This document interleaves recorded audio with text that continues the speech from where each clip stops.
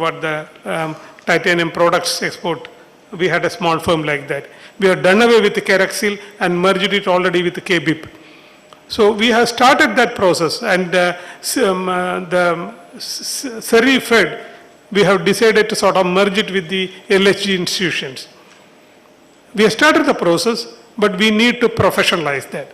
So ideally, we should bring down the number of PSUs under the industries department to less than about 25. That is not to say that they should be abolished or privatized or sold. No, we can merge them and make them healthier companies. Some of the companies have done extremely well, and I would like to especially congratulate Mr. Luke, who has made a dramatic turnaround in KMML, Sri Ramesh Chandrabanu, who has given very high profits in Malabar Cements Limited, Mr. Venkateshan in TEL, who has given ailing C company, has given a record performance and record export orders, record foreign exchange earnings. Caltron has given wonderful performance and given a tremendous moral boost to the whole industry. So these 3-4 companies and SIFL, which has been giving consistent performance over the years. In the past, if we look at the turnaround that came in the meter factory in United Electricals in Koilon, has been a dramatic turnaround. So there have been many cases, even small companies like Sidco and other things, and even the Bamboo Corporation have done very well over the years. But having said that, we still have to go a long way. We have done well, but we have to do much, much better. If you look at the performance of these companies, they all have some inherent strength. KMML, MCL, TELC, if you look at they all have some inherent strength. The greatest success is that we have been able to leverage on that. We have been able to bring it forward. The strength has been brought forward and projected.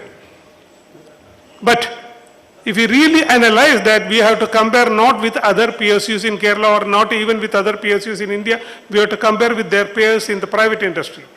We still continue to be, even the best performing PSUs in Kerala continue to be, high cost producers. Our time for manufacturing is, the cycle of manufacturing time is much longer than many other similarly placed companies. The systems in place are still not, I would say, comparable to the world standard, best standard. Be that as it may, we still done a wonderful job, there's no doubt about it. There's a long way, but having said that, as I said earlier, we still have a long way to go. When we talk about PSUs, Mr. Padmumar just attended a seminar in Bangkok and he has come back. There's a revived interest in the public sector undertakings all over the world. There are two models that we, as far as the companies, for-profit companies are concerned. There's this UK-US model or the Anglo-Saxon model, which talks about what is the purpose of a company, what is the ultimate objective of the company. They have one single point answer: maximizing the returns to the shareholders. That is one single point agenda as far as UK and US or the Anglo-Saxon companies are concerned. They are focused, they are clear, they know what to do.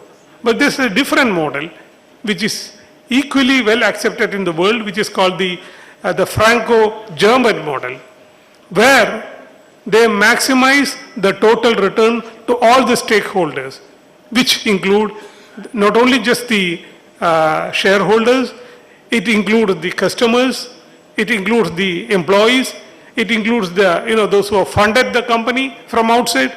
It also includes the society at large. So that's a better model which the world is, veering closer to, which the world is accepting, because the company does not wholly belong to only the shareholders. It belongs to everybody. That feeling is spreading today. In Kerala, we have been following the second model.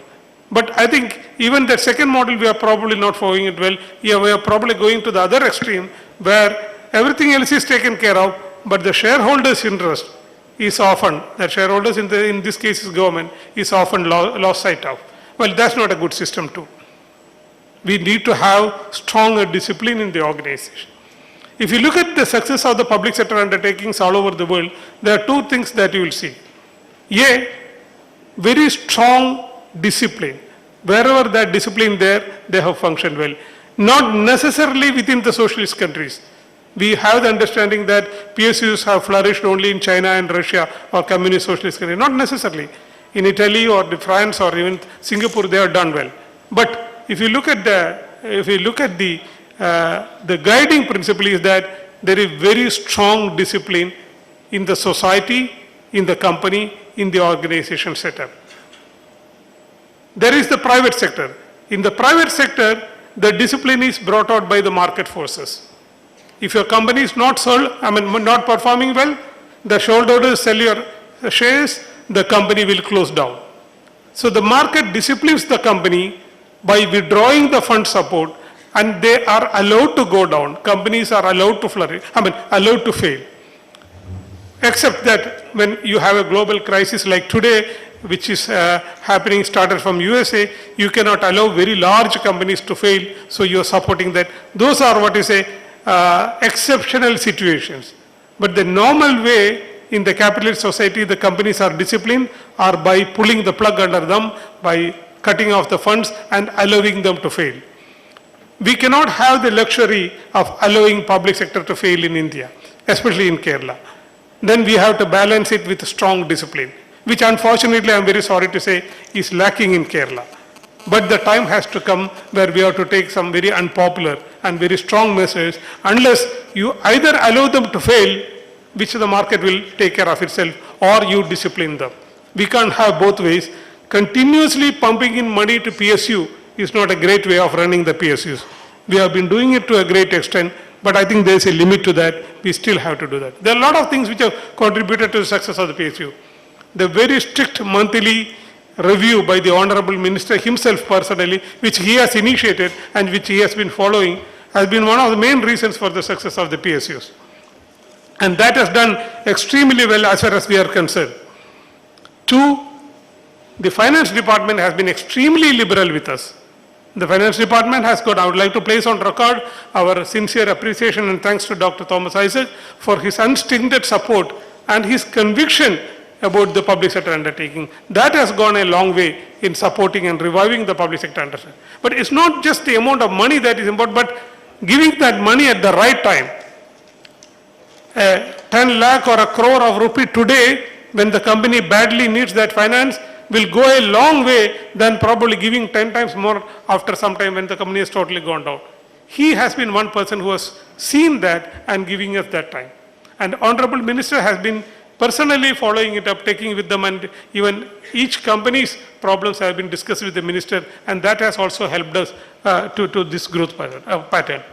Well, again, I would like to strike a one, I don't want to sing praises of everybody here. That's not my intention here.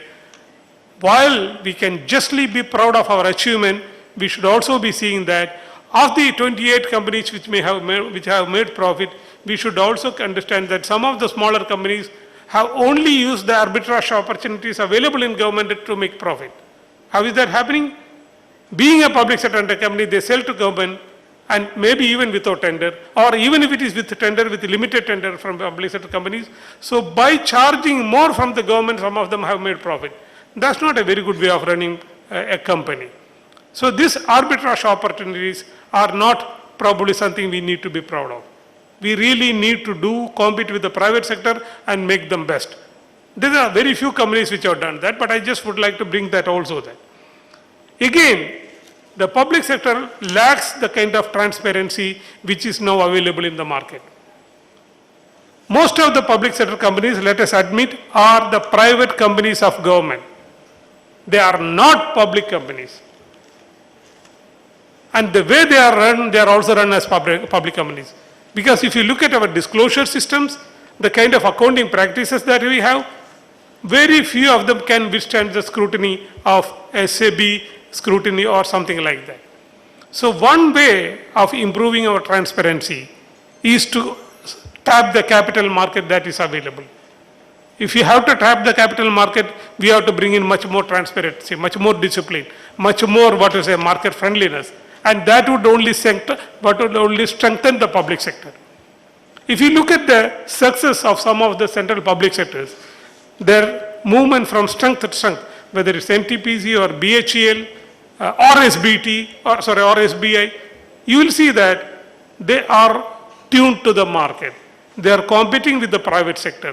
They have to comply with all the guidelines of the private sector companies, the SEBI guidelines, the company affairs guidelines, and everything else is there. We are having the luxury of not complying with many of those regulations, which I don't think is a very good way. We still have to, come out and compete equally and successfully and make an effort on that.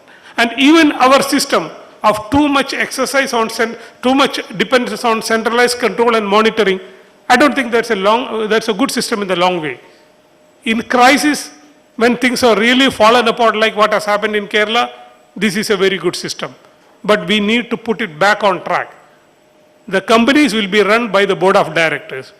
It should not be run by the secretary to government, driving from behind, or somebody else who are monitoring on a day-to-day or monthly basis. That's not the way companies are run globally. Companies are run by the board. Companies are primarily responsible to the managing director is the primarily responsible person. And he should be reporting to the board and not to somebody else. Again, these are very important matters which in the long run we will have to put in place. The most important point is the selection of the CEOs. In Industries Department, thanks to the initiative of the Honorable Minister, we have been able to bring in a very, very transparent, effective system of selecting CEOs. And where the only consideration has I would like to underline that the only consideration has only been merit and merit only.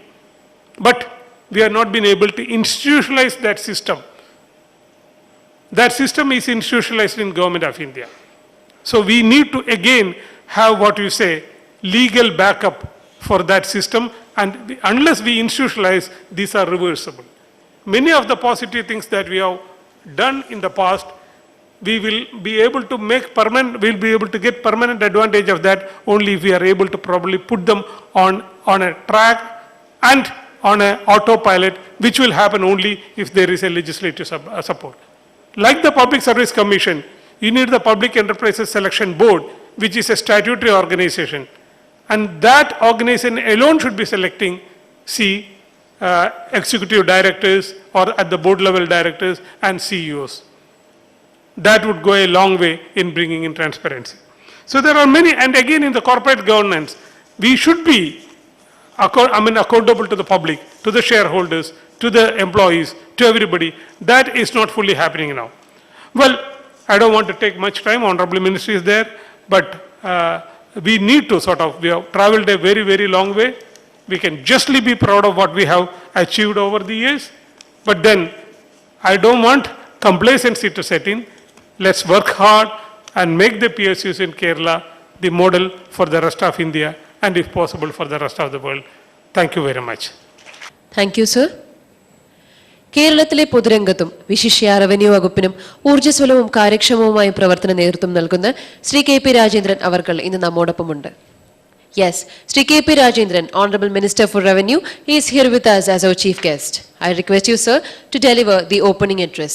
ബഹുമാനപ്പെട്ട വ്യവസായ വകുപ്പ് മന്ത്രി,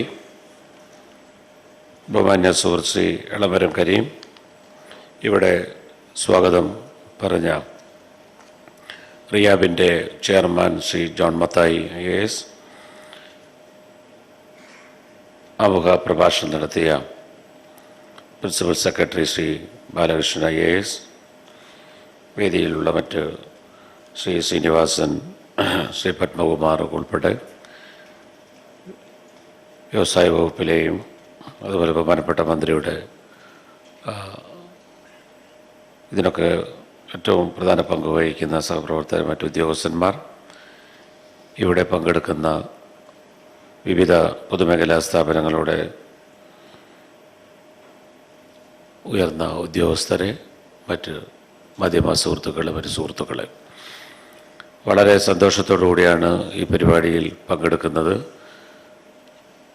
നേരിട്ടെപ്പോഴും ഈ നല്ല വളർച്ച പൊതുമേഖലാ സ്ഥാപനങ്ങൾ വളരെ ശ്രദ്ധേയമായ വിധത്തിൽ വളർച്ച നേടുമ്പോൾ അതിൻ്റെ ഓരോ റിപ്പോർട്ടുകൾ വരുമ്പോഴും ആ സന്തോഷത്തിൽ പങ്കുചേരാനും ഇതിന് നേതൃത്വം കൊടുക്കുന്ന ബഹുമാനപ്പെട്ട വ്യവസായ മന്ത്രി ശ്രീ കരീമിനെയും സഹപ്രവർത്തകരെയും ഒക്കെ അഭിനന്ദിക്കുവാനും ആ സന്തോഷത്തിൽ പങ്കുചേരാൻ എപ്പോഴും താല്പര്യം എടുത്തു വരുന്ന ഒരാളാണ് ഞാൻ. അതുകൊണ്ട് ഈ പരിപാടിയിൽ പങ്കെടുക്കണം. ഇത്രയും ശ്രദ്ധേയമായ ഒരു നേട്ടം പൊതുമേഖലാ സ്ഥാപനങ്ങൾ കൈവരിച്ചതിന് അവരെ അഭിനന്ദിക്കാനും അവരുടെ അനുഭവങ്ങൾ ഷെയർ ചെയ്യാനും ഒക്കെ ചേരുന്ന ഈ നല്ല ഒരു പരിപാടിയിൽ പങ്കെടുക്കണം എന്ന് എന്നോട് ആവശ്യപ്പെട്ടപ്പോൾ അത് വളരെ സന്തോഷത്തോടുകൂടി ഞാൻ സ്വീകരിക്കുകയും അതൊരു ബഹുമതിയായിട്ട് തന്നെ കണക്കാക്കുകയും ചെയ്തു. അതുകൊണ്ട് ഇവിടെ കുറേ കൂടി സമയം ഇരുന്നൊക്കെ കേൾക്കുന്നത് താല്പര്യമുള്ള കാര്യമാണ്. പ്രത്യേകിച്ച് ഈ നിങ്ങളുടെയൊക്കെ അനുഭവങ്ങൾ ഇവിടെ പറയുമ്പോഴായിരിക്കും അത് കൂടുതൽ അർത്ഥവത്താകുന്നത്. അതൊക്കെ പിന്നീട് മനസ്സിലാക്കാനും ഞാൻ പരിശ്രമിക്കുന്നതാണ്. ഞാനും കരീമും ഒക്കെ ഇപ്പോൾ മന്ത്രിമാരാണെങ്കിലും ദീർഘകാലമായി ട്രേഡ് യൂണിയൻ രംഗത്ത് പ്രത്യേകിച്ച് പൊതുമേഖലാ സ്ഥാപനങ്ങളുടെയൊക്കെ യൂണിയനുകളുടെയൊക്കെ ഭാരവാഹികളായി പ്രവർത്തിച്ച കുറച്ചൊക്കെ അനുഭവം ഉള്ളവരാണ്. അപ്പോൾ എന്നും ഉയർത്തിയിരുന്നൊരു മുദ്രാവാക്യമാണ് ആ കാലഘട്ടത്തിൽ പൊതുമേഖലയെ സംരക്ഷിക്കുക, പൊതുമേഖലയെ നിലനിർത്തുക. എത്രയോ സമരങ്ങളും എത്രയോ പ്രക്ഷോഭണ സമരം എന്ന് പറയുമ്പോൾ ഒരു യോജിച്ച ഒരു ശബ്ദമുയർത്തുക എന്നുള്ള അർത്ഥത്തിലാണ് ഞാൻ പറയുന്നത്. തൊഴിലാളികൾ സെക്രട്ടേറിയറ്റിൻ്റെ പടിക്കലായാലും ഗവൺമെൻറ്റിൻ്റെ വിവിധ തലങ്ങളിൽ വിവിധ സ്ഥാപനങ്ങളിൽ യോജിച്ച് എല്ലാ തൊഴിലാളി സംഘടനകളും ട്രേഡ് യൂണിയൻ സംഘടനകളെല്ലാം ഏറ്റവും അത്തരം കാര്യങ്ങളിൽ വലിയ മാതൃക കാണിക്കുന്നവരാണ്. ഏറ്റവും നല്ല യോജിപ്പോടുകൂടി ഒന്നിച്ചു നിന്നാണ് ഈ മുദ്രാവാക്യം എപ്പോഴും ഉയർത്തുകയും അത് മന്ത്രിമാരുടെയും മുഖ്യമന്ത്രി അന്നത് ഓരോ സമയത്തെ മുഖ്യമന്ത്രിയുടെയും മറ്റ് ബന്ധപ്പെട്ടവരുടെയൊക്കെ മുന്നിൽ അവതരിപ്പിക്കുകയും ആ അനുഭവം ഞാൻ ഓർക്കുകയായിരുന്നു. ആ ഒരു എത്രയോ സ്ഥാപനങ്ങളാണ് തകർന്ന് അതെല്ലാം വിൽക്കാനും അവസാനിപ്പിക്കാനും ഒക്കെ നടത്തിയ ഓരോ ശ്രമങ്ങൾ. ഇവിടെ ചൗധരി കമ്മിറ്റിയുടെ കാര്യം പറയുന്നുണ്ട്. ശ്രീ പത്മകുമാർ അവിടെ സെക്രട്ടറിയാണെന്ന്. അന്ന് ആദ്യം ഓരോ സ്ഥാപനങ്ങളെ അവിടേക്ക് ഒരു ചർച്ചയ്ക്ക് വിളിച്ചത് ഞാൻ ഓർക്കുകയാണ്. ആദ്യം വിളിച്ചത് തൃശ്ശൂരിലെ സീതാറാം ടെക്സ്റ്റൈൽസിനെയാണ്. ആ മില്ലിലെ MD വിളിച്ചതോടൊപ്പം തന്നെ ഞങ്ങൾ ട്രേഡ് യൂണിയൻ ഭാരവാഹികളെ കൂടി വിളിച്ചിരുന്നു. ഞാനും വന്നത് ശ്രീ ചൗധരിയുടെ മുൻപാകെ ആ കമ്മിറ്റിയുടെ മുമ്പാകെ സീതാറാം മില്ല് അടച്ചു പൂട്ടരുതെന്നും സീതാറാം മില്ലിൻ്റെ കാര്യങ്ങളെ സംബന്ധിച്ച് ഞങ്ങൾക്കറിയുന്ന ഞങ്ങളുടെ അനുഭവങ്ങൾ അവിടെ പറയാൻ വന്നിരുന്നു. അവിടെ ഇരിക്കുന്ന ചില ഉദ്യോഗസ്ഥന്മാരൊക്കെ അന്ന് അത് ഓർക്കുന്നുണ്ടാവും. കൂട്ടായിട്ടാണ് വന്നത്. ഞങ്ങളെല്ലാ യൂണിയൻസും ഒരുമിച്ചാണ് അഭിപ്രായങ്ങൾ പറഞ്ഞത്. അങ്ങനെ ഓരോ സ്ഥാപനങ്ങളെ സംബന്ധിച്ചുള്ള അനുഭവങ്ങൾ ട്രേഡ് യൂണിയൻ പ്രവർത്തകർക്കുണ്ട്, കമ്പനികളിലെ ഉദ്യോഗസ്ഥർക്കുണ്ട്, എല്ലാവർക്കും ഉള്ളതാണ്. അപ്പോൾ തകർന്നുപോയി കേരളത്തിലെ പൊതുമേഖലാ വ്യവസായങ്ങൾ എന്നത് ഇനിയൊരു സ്വപ്നം പോലെ അവശേഷിക്കുകയാണ്. ഇനി പൊതുമേഖലയൊന്നുമില്ല, എല്ലാം അടച്ചുപൂട്ടുകയാണ്. നഷ്ടം അല്ലെങ്കിൽ തകർന്നതിനി പുനരുദ്ധരിപ്പിക്കാൻ കഴിയില്ല. ഓഹരികൾ വിറ്റഴിക്കുക, തൊഴിലാളികൾക്ക് ഏതെങ്കിലുമൊക്കെ ആനുകൂല്യങ്ങൾ കൊടുത്ത് ഓരോ പേരുകളിലുള്ള ആനുകൂല്യങ്ങൾ ഓരോ പുതിയ പദ്ധതികളൊക്കെ പ്രഖ്യാപിച്ച് വർക്കേഴ്സിനെ കൂട്ടത്തോടു കൂടി പറഞ്ഞു വിടുന്നൊരു സാഹചര്യത്തിലേക്ക് പോയ ആ തകർച്ചയിൽ നിന്ന് വേണം ഈ വലിയ നേട്ടങ്ങളെക്കുറിച്ച് വിലയിരുത്താൻ. അപ്പോഴാണ് അതിൻ്റെ ഏറ്റവും വലിയ ആ ഒരു നേട്ടം അല്ലെങ്കിൽ അതിനുവേണ്ടി നിങ്ങൾ ഓരോരുത്തരും വഹിച്ച വലിയ ആ പങ്കിനെക്കുറിച്ച് അതിൻ്റെ മഹത്വം അല്ലെങ്കിൽ അതിൻ്റെ ആ ഒരു പ്രാധാന്യം മനസ്സിലാക്കാൻ കഴിയുകയുള്ളൂ. 3 വർഷമായി നടത്തുന്ന ഈ വാർഷിക അവലോകന സമ്മേളനം ഒരുപക്ഷെ നമ്മുടെ രാജ്യത്തിന്, ഇന്ത്യയിൽ തന്നെ ആദ്യമായിട്ടായിരിക്കും ഒരു സംസ്ഥാനത്ത് ഇങ്ങനെ പൊതുമേഖലാ സ്ഥാപനങ്ങളുടെ എല്ലാ ചീഫ് എക്സിക്യൂട്ടീവുകളും മന്ത്രിയും ഉദ്യോഗസ്ഥന്മാരും എല്ലാം ഇരുന്ന് ഇതെല്ലാം അവലോകനം ചെയ്യുന്നത്. ഇതൊരു നല്ല മാതൃകയാണ്. കേരളത്തിലെ വ്യവസായ സൗഹൃദ അന്തരീക്ഷമുണ്ടെന്ന് കേരളത്തിനകത്തും പുറത്തുമുള്ള വ്യവസായ സംരംഭകരെ ബോധ്യപ്പെടുത്താൻ കഴിഞ്ഞത് ഈ സർക്കാരിൻ്റെ ഏറ്റവും വലിയ നേട്ടമാണ്. നമുക്കെതിരായിട്ടുണ്ടായിരുന്ന ഏറ്റവും വലിയ വിമർശനം അതായിരുന്നു. കേരളത്തിൽ വ്യവസായം തുടങ്ങാൻ അതിനുള്ള അന്തരീക്ഷമില്ല, തൊഴിലാളികളും തൊഴിലാളി പ്രസ്ഥാനങ്ങളുമൊക്കെ ഒരുപാട് പഴി കേട്ടിട്ടുള്ളതാണ്. അനാവശ്യമായ വസ്തുതാവിരുദ്ധമായ രീതിയിലുള്ള പല പ്രചരണങ്ങളും ഉണ്ടായിട്ടുള്ളതാണ്. അതല്ല, കേരളത്തിൽ ഒരു പുതിയ വ്യവസായ സംരംഭകർക്ക് വളരെ നല്ലൊരു സൗഹൃദമായ അന്തരീക്ഷം ഇവിടെ നിലനിൽക്കുന്നു എന്ന് അത് തന്നെ, ആ ഒരു ബോധ്യപ്പെടുത്തൽ തന്നെ ഈ കഴിഞ്ഞ 3 വർഷം കൊണ്ടുണ്ടായ ഏറ്റവും വലിയ നേട്ടമാണ്. വ്യവസായ വകുപ്പിന് ഏറ്റവും അഭിമാനിക്കാവുന്ന ഒരു കാര്യമാണ്. അതിൽ വ്യവസായ സംരംഭകരോടൊപ്പം തന്നെ വലിയൊരു പങ്ക് നമ്മുടെ ട്രേഡ് യൂണിയൻ പ്രസ്ഥാനങ്ങളും വഹിച്ചിട്ടുണ്ട് എന്ന് ഞാൻ എടുത്തു പറയുകയാണ്. കേരളം നിക്ഷേപ സൗഹൃദ സംസ്ഥാനമായി കഴിഞ്ഞിരിക്കുന്നു. ഈ അന്തരീക്ഷം പ്രയോജനപ്പെടുത്തി സാമ്പത്തിക വളർച്ച നേടാനും തൊഴിലില്ലായ്മ പരിഹരിക്കുന്നതിനും ധാരാളമായി പുതിയ തൊഴിലവസരങ്ങൾ, അങ്ങനെ സംസ്ഥാനത്ത് വലിയ പുരോഗതി നേടാനും ഈ അവസരം നമുക്ക് ഉപയോഗപ്പെടുത്തണം. അത് സർക്കാരിനെ സംബന്ധിച്ചിടത്തോളം ഏറ്റവും അഭിമാനകരമായൊരു കാര്യമാണ്. ഗവൺമെൻറ്റിൻ്റെ വ്യവസായ നയവും അതുതന്നെയാണ്. പൊതുമേഖലാ സ്ഥാപനങ്ങൾക്ക് പ്രസക്തി നഷ്ടപ്പെട്ടു എന്ന പ്രചരണം നിലനിൽക്കുകയാണ് ഈ സർക്കാർ അധികാരത്തിൽ വരുന്നത്. ഇന്നും പത്രത്തിൽ ഡൽഹിയിൽ നിന്നുള്ളൊരു വാർത്തയിൽ വായിച്ചു, ഓഹരികൾ ഉടനെ വിറ്റഴിക്കാൻ പോകുകയാണ് പൊതുമേഖലാ സ്ഥാപനങ്ങളുടെ. ഈ സാഹചര്യത്തിൽ അതിനൊക്കെയുള്ള ഏറ്റവും നല്ല ഒരു മറുപടിയാണ്, അനുഭവത്തിൻ്റെ അടിസ്ഥാനത്തിൽ നമ്മൾ പ്രായോഗികമായി നടത്തിയ നേട്ടത്തിൻ്റെ അടിസ്ഥാനത്തിലുള്ള മറുപടിയാണ് ഈ സമ്മേളനവും.